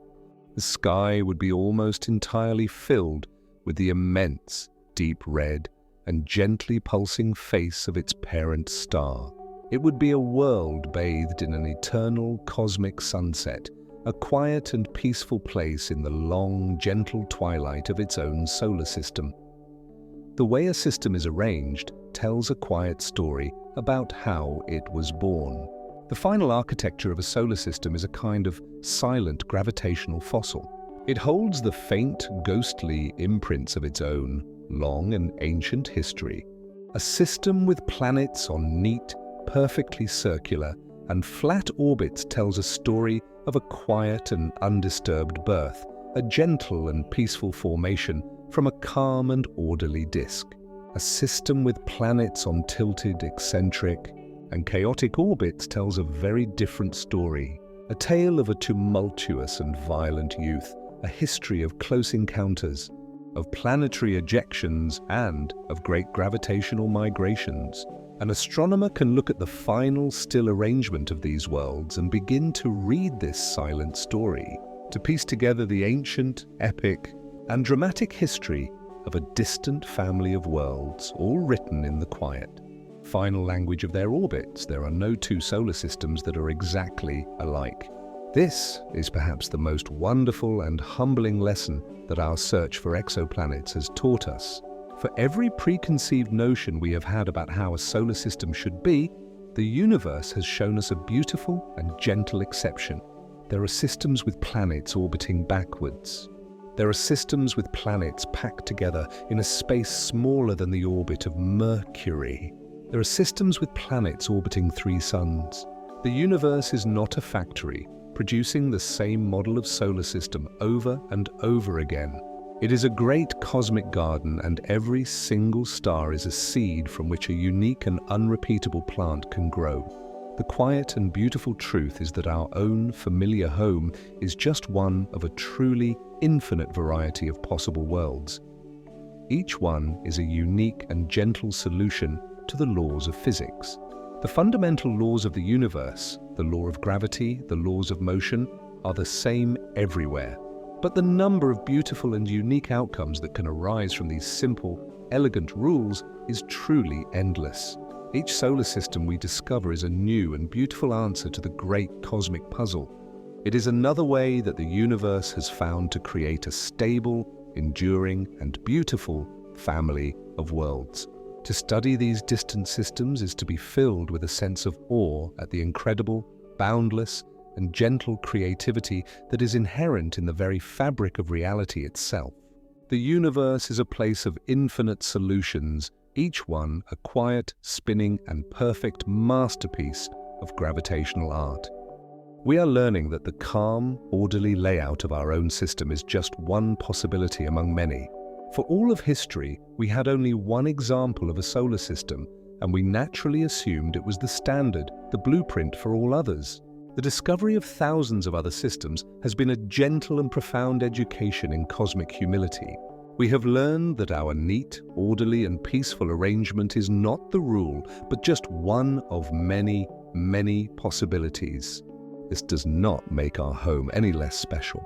In fact, it makes it more so. It is like discovering that while the world is full of vast, chaotic, and bustling cities, we happen to live in a quiet, peaceful, and beautifully arranged garden.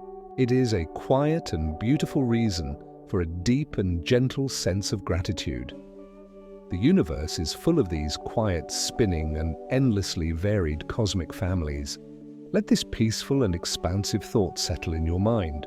The great dark canvas of the night sky is not empty. It is filled with a near infinity of these silent gravitational families. Each point of starlight is a potential hearth, a potential center for its own unique family of worlds. There are families that are small and cozy, and families that are vast and spread out. There are families that are ancient and calm, and families that are young and dynamic. The entire great and silent story of the cosmos is the story of these families, of their births, of their lives, and of their quiet, gravitational love for one another. Each solar system is a tiny, stable island in the vast, empty ocean of interstellar space. The distances between the stars are the truest and deepest kind of emptiness our minds can comprehend. They are voids of a scale so vast that they are almost meaningless. A solar system, then, is a thing of incredible preciousness. It is a tiny, gravitationally bound oasis of matter, of light, and of warmth in this great, overwhelming, and cold emptiness. It is a small and beautiful island of order in a great cosmic ocean of chaos. To see the night sky as a great ocean, dotted with these countless tiny and beautiful island worlds, is to feel a sense of both profound solitude and profound, interconnected peace. The study of these systems is a quiet and humbling lesson in cosmic diversity. The universe, it seems, has an imagination that is far richer and more playful than our own. Every time we think we have found a pattern, the universe shows us a new and beautiful exception that breaks it. This is not a source of frustration for science, but its greatest and most gentle joy. It is a quiet and constant invitation to let go of our certainty, to embrace the unknown, and to simply and humbly stand in awe of the incredible, boundless, and deeply mysterious creativity of the world we are a part of. The universe is a great quiet teacher, and its primary lesson is one of wonder. The habitable zone is the quiet, gentle, and temperate orbit where liquid water could exist. Around every star there is a special orbital region, a celestial shoreline that is not too hot and not too cold. It is often called the Goldilocks zone. If a planet orbits closer to its star than this zone, any water on its surface would boil away. If it orbits further out, any water would be permanently frozen. But within this gentle, temperate, and life-friendly region, the temperature is just right for water to exist in its liquid form, to form oceans, lakes, and rivers. The search for other Earth-like worlds is, in its essence, a search for planets that are quietly and peacefully resting within this beautiful, gentle, and life-giving harbor. It is sometimes called the Goldilocks zone, where a planet is not too hot and not too cold. This simple and charming name belies a deep and beautiful concept. It is the idea of a gentle cosmic balance. It is the perfect middle path between the fire of a star and the deep, cold void of space. To find a planet in this zone is to find a world that has been given a profound and gentle gift, the gift of a potential cradle for life. The universe is full of extremes of incredible heat and incredible cold. But it is also full of these quiet, temperate and gentle places, these regions of profound and beautiful moderation. And it is in these quiet, gentle and balanced places that we think the magic of life is most likely to begin. We are finding more and more Earth-sized planets within this gentle, life-friendly region. For a long time, we did not know if our own Earth was a rare and precious jewel or a common and ordinary stone. The data from our planet-hunting telescopes is now beginning to give us a beautiful and hopeful answer. It seems that small, rocky, Earth-sized planets are incredibly common in our galaxy, and a significant fraction of these planets are being found within the habitable zones of their stars. This does not mean they have life, but it means that the basic, fundamental real estate for life as we know it is abundant. The galaxy may be filled with countless quiet and gentle worlds that have been given the same beautiful and life-giving opportunity as our own. We search for life by looking for its faint, chemical whispers in a planet's atmosphere. How can you know if a world that is trillions of miles away is alive? We can listen for the faint, chemical breath of its biosphere. When the light from a distant star passes through the atmosphere of one of its planets, the gases in that atmosphere leave a tiny chemical fingerprint on the light. We can then read that fingerprint. The presence of certain gases in combination, like oxygen and methane, is very difficult to explain without the presence of life. An atmosphere with these gases is a system that is out of equilibrium, a system that is being actively and constantly maintained by the collective breathing of 1 billion living creatures. The search for life is the search for this faint, beautiful, and unmistakable chemical whisper in a beam of ancient starlight. The presence of oxygen and methane together could be a quiet sign of a living, breathing world. On their own, both oxygen and methane are reactive gases that do not last long in an atmosphere. But life on Earth produces both of them in abundance. Plants and cyanobacteria produce vast quantities of oxygen, and microbes produce vast quantities of methane. To find a distant world with a thick atmosphere of both of these gases coexisting would be a profound and powerful discovery. It would be a strong and beautiful suggestion that we are looking at a world with its own active and global scale biology. It would be the quiet chemical signature of a distant, living and breathing planet, a gentle and distant echo of our own world's beautiful atmospheric song. The James Webb Space Telescope is a great cosmic nose capable of sniffing these distant atmospheres. This incredible new telescope is one of the most powerful and sensitive instruments ever built by humanity. One of its primary and most beautiful missions is to do exactly this: to capture the faint, filtered starlight from a transiting exoplanet and to analyze its chemical composition.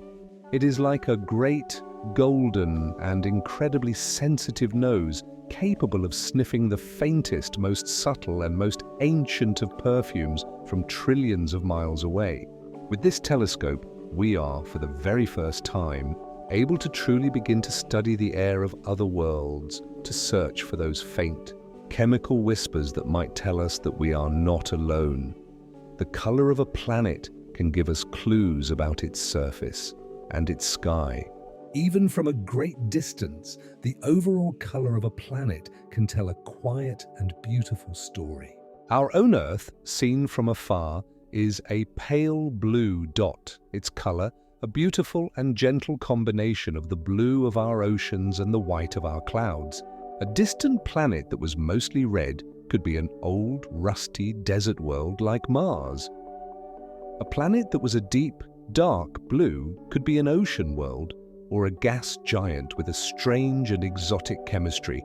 The colors of these distant worlds are the first broad brushstrokes in the portrait that we are trying to paint of them, the first gentle clue to their own unique and quiet nature. On a planet orbiting a red dwarf star, plants might be black to absorb as much light as possible. Life, if it exists on other worlds, would be perfectly adapted to its own unique environment. A red dwarf star emits most of its light in the red and infrared part of the spectrum.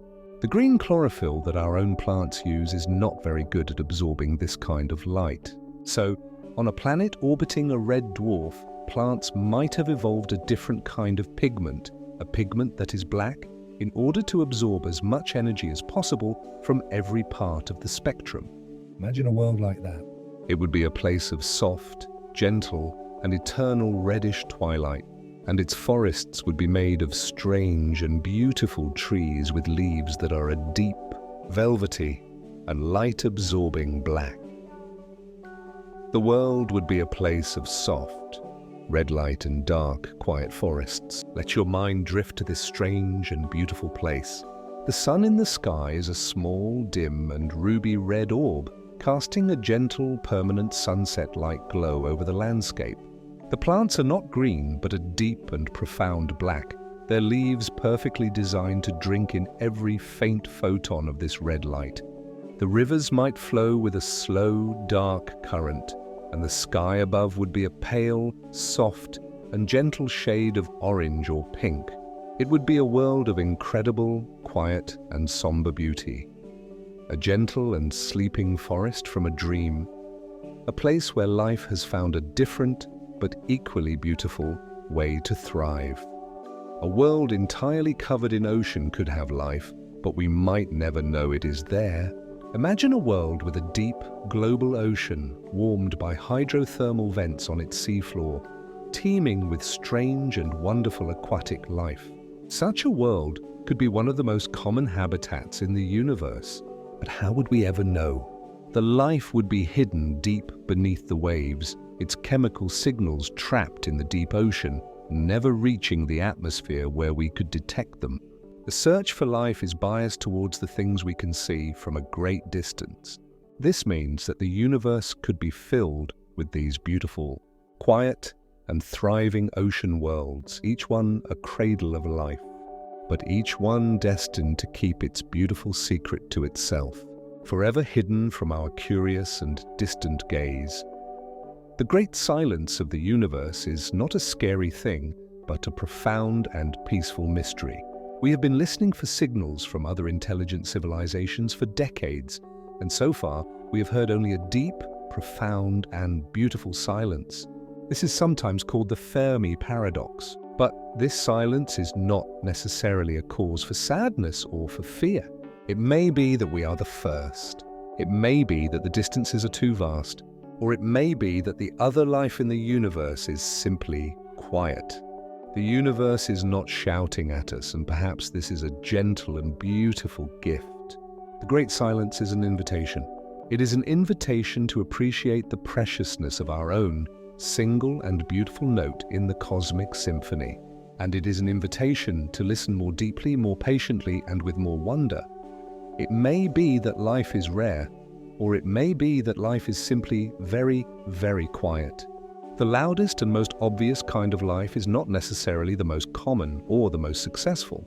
The great, silent, and unseen biosphere of microbes and fungi on our own planet is a perfect example.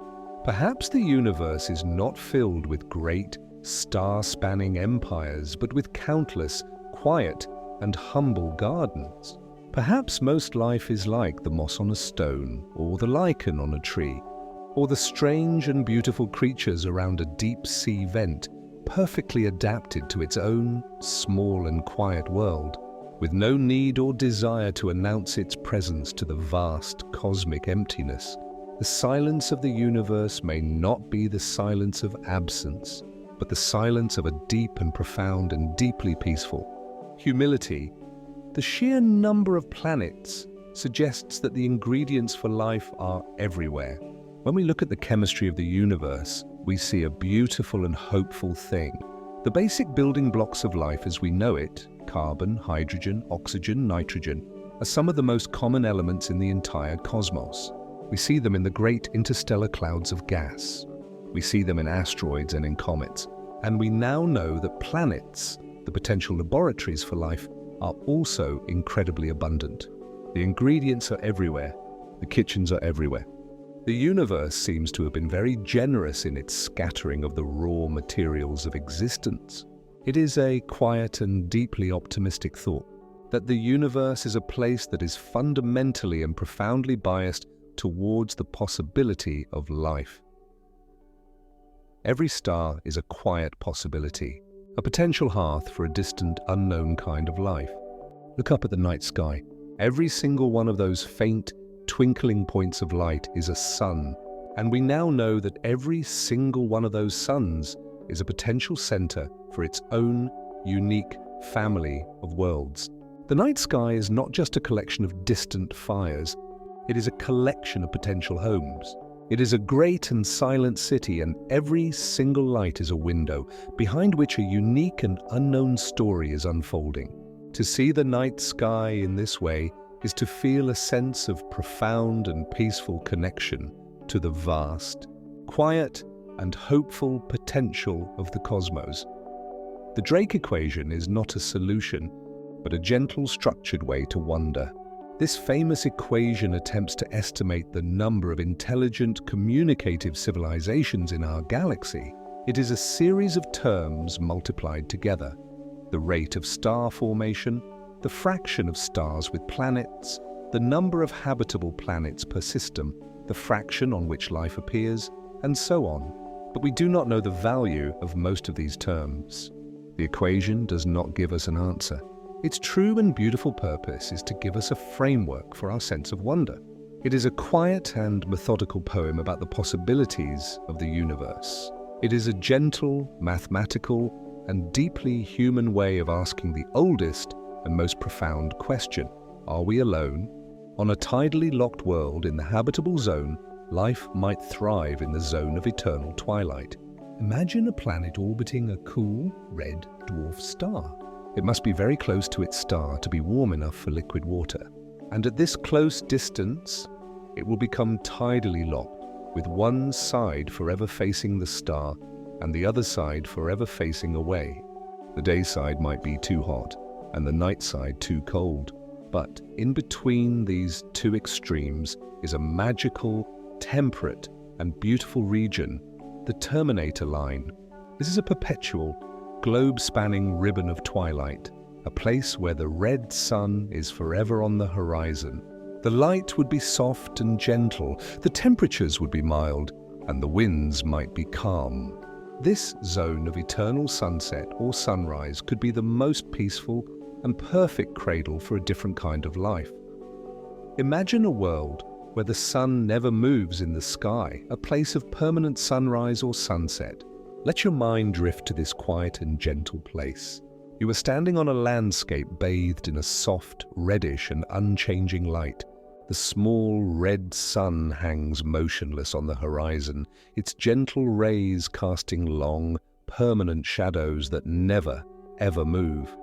The colors of the sunset are not a fleeting, momentary event, but the permanent and eternal condition of the sky. The winds would be a gentle, constant flow from the hot side of the planet to the cold side. It would be a world of incredible stability, a world without the great, daily drama of sunrise and sunset, a place of profound, deep, and unending peace. The search for life is the search for a reflection of ourselves in the great cosmic mirror. When we search for life on other worlds, what are we truly searching for? We are searching for connection. We are searching for a sense of belonging in this vast and silent universe. We are searching for a quiet and distant reassurance that the strange and beautiful phenomenon of life is not a singular, accidental miracle, but a fundamental and universal expression of the cosmos. To find even the simplest, microbial life on another world would be to see a faint, distant, and beautiful reflection of our own deep biological heritage. It would be the quiet, cosmic whisper that tells us that we are not and have never been truly alone. We look for water because here on Earth, where there is water, there is life. Our search is guided by the one single example of life that we know, and that example has taught us a profound and simple lesson. From the boiling hot springs to the frozen deserts of Antarctica, from the deepest ocean trenches to the highest clouds in the sky, wherever we have found even a tiny amount of liquid water on Earth, we have found life. And so water has become our great guiding star in the search for other living worlds. Our telescopes are, in a sense, cosmic dowsing rods, searching the galaxy for the faint chemical signature of this simple, precious, and life-giving molecule in the quiet and hopeful belief that where there is water, there may be life as well. There may be forms of life that are completely different from our own, quiet and strange. While we search for life as we know it, the universe may have other, more wonderful and stranger ideas. There could be life that is not based on carbon, but on silicon. There could be life that does not use water as its solvent, but liquid methane. On a world like Titan, there could be life that exists as a vast, slow-thinking and sentient cloud in the atmosphere of a gas giant. Our own familiar water-based, carbon-based life is just one beautiful solution to the problem of existence. The universe may be filled with 1,000 other, equally beautiful and wonderfully strange solutions that are currently beyond our ability to even imagine. A planet's magnetic field is a quiet, invisible shield that can protect life on its surface. For a planet in the habitable zone to be truly habitable, it needs more than just the right temperature. It needs protection. A star is not a perfectly calm object. It releases a constant stream of high-energy particles and occasional powerful flares. A strong planetary magnetic field, like our own, can deflect this harmful radiation, protecting the fragile molecules of life on the surface and preventing the planet's atmosphere from being slowly stripped away into space. This invisible magnetic bubble is a quiet and absolutely essential guardian. It is the gentle, unseen, and protective hand that allows the delicate chemistry of life to unfold in peace. The search for life is a patient, hopeful, and deeply human endeavor. It is an expression of our most fundamental and most noble qualities, our curiosity, our imagination, and our deep and abiding sense of hope. It is a search that may not be answered in our own lifetimes, or even for many generations to come. But that does not matter. The search itself is a beautiful and worthwhile thing. It is a quiet and collective project of our entire species. a way of looking up from our own small and often troubled world and connecting with a sense of wonder that is as vast and as peaceful as the night sky itself. We are listening for a single quiet signal in a vast cosmic ocean of static. The search for intelligent life is one of the most patient and difficult listening exercises ever conceived. Our radio telescopes scan the skies, listening to the great cosmic hiss of the background universe. And we are hoping, against all odds, to hear a single, structured, and artificial signal within that great, natural, and random noise. It would be a signal that could not have been produced by any known natural process, a quiet and unmistakable whisper that tells us that another mind, somewhere out there, is also looking up at its own sky and wondering if it is alone. So far, the ocean has been silent, but we continue to listen with a quiet and unwavering hope. Perhaps the universe is filled with countless quiet microbial gardens. Intelligent technological life may be incredibly rare, but simple microbial life may be incredibly common. It is a gentle and beautiful thought. The galaxy could be teeming with quiet, humble, and beautiful life forms that we can never see. There may be worlds where the rocks are covered in a thin, colorful film of alien bacteria. There may be oceans filled with strange, silent, and microscopic swimmers. The universe may not be a place of great, loud, and bustling cities, but a great, quiet, and peaceful park, filled with a near infinity of small, beautiful, and hidden gardens. A biosignature is a faint, chemical fingerprint that only life can leave. It is the quiet and telltale sign that we are looking for in the atmospheres of distant worlds. It is the chemical imbalance, the strange and unlikely combination of gases that a dead, geological world could not maintain on its own. The oxygen in our own atmosphere is a powerful biosignature. It is so reactive that it should not be here. It is only the constant, quiet, and collective breath of our planet's plant life that keeps it replenished. To find a similar signature on a distant world would be a moment of profound and quiet revelation. The first, faint and beautiful fingerprint of another living world. The light from a distant world carries the quiet story of its atmosphere.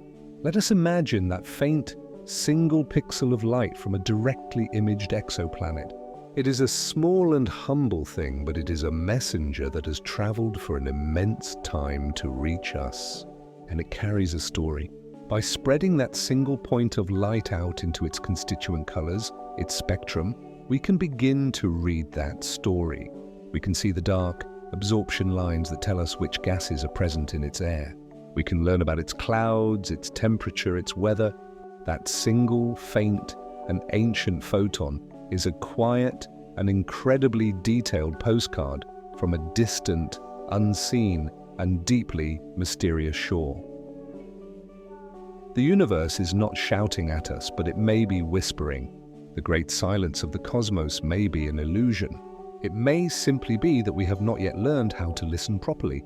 The universe may be communicating in a language we do not yet understand, a language that is not made of radio waves, but of something far more subtle. Or it may be that the messages are there, but they are incredibly faint, incredibly old, and incredibly quiet. The search for life is the art of learning how to hear these whispers.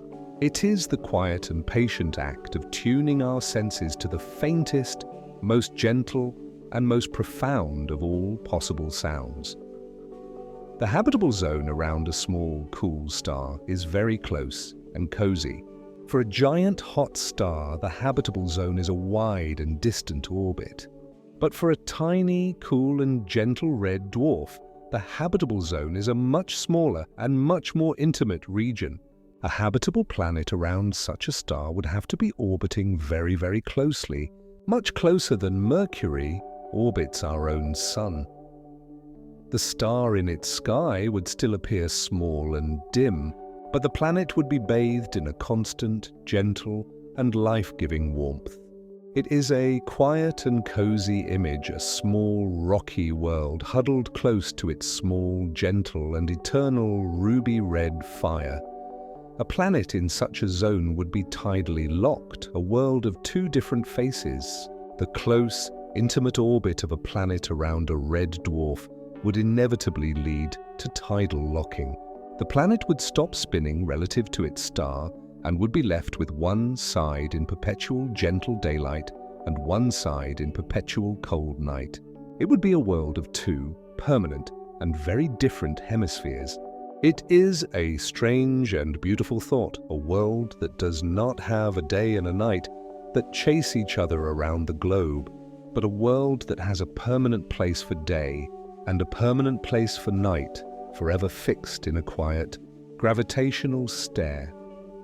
The search for another living world is a search for a sense of cosmic companionship.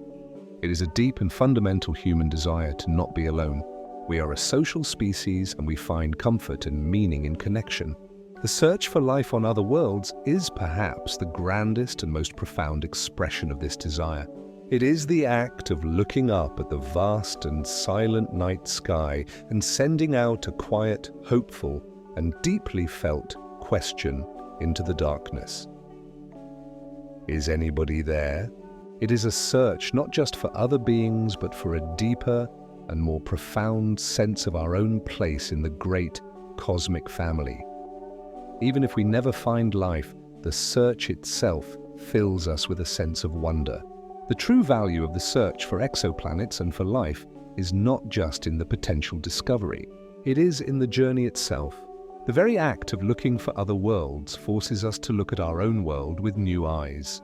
It forces us to appreciate the incredible, delicate, and perhaps unique beauty of our own planet. It fills our minds with a sense of scale, of perspective, and of a deep and profound wonder. The search itself is a gift, a quiet and beautiful meditation on the vast, strange, and wonderful nature of the universe we are so lucky to be a part of.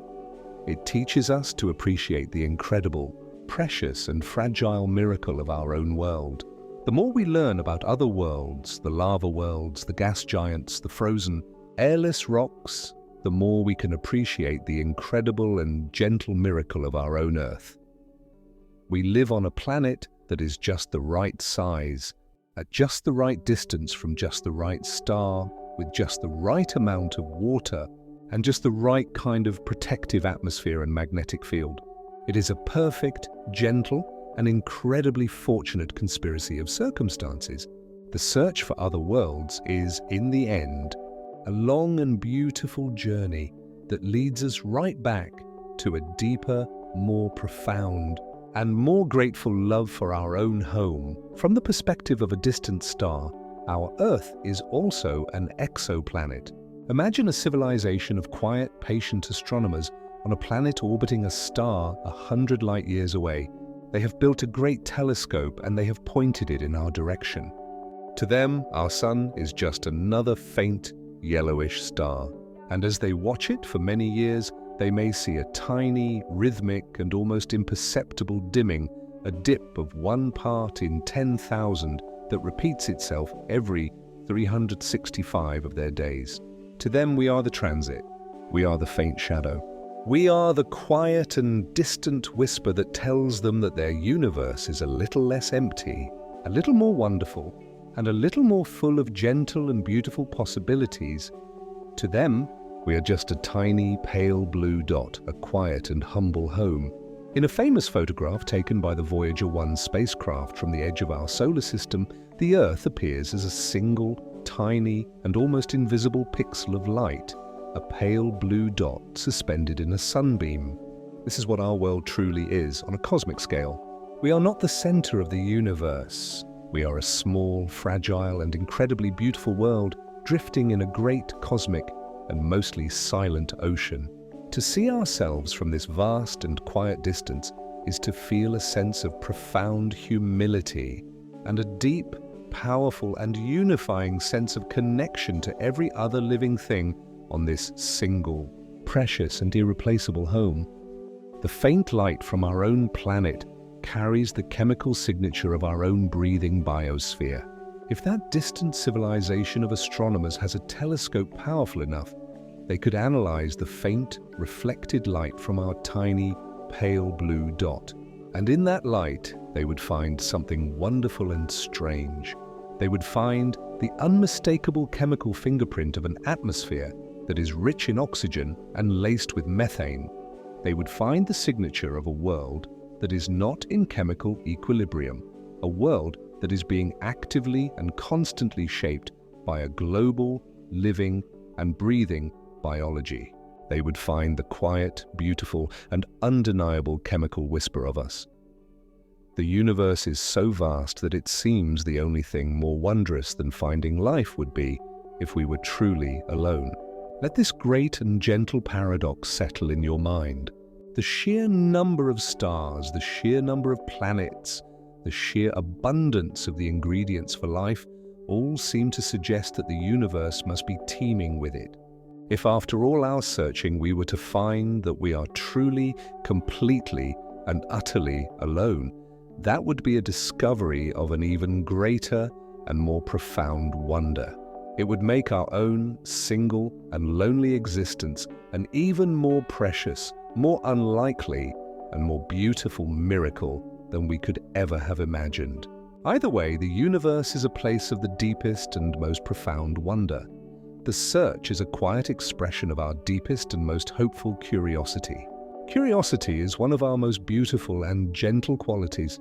It is the quiet and persistent voice within us that simply wants to know, to understand, to see what is over the next hill.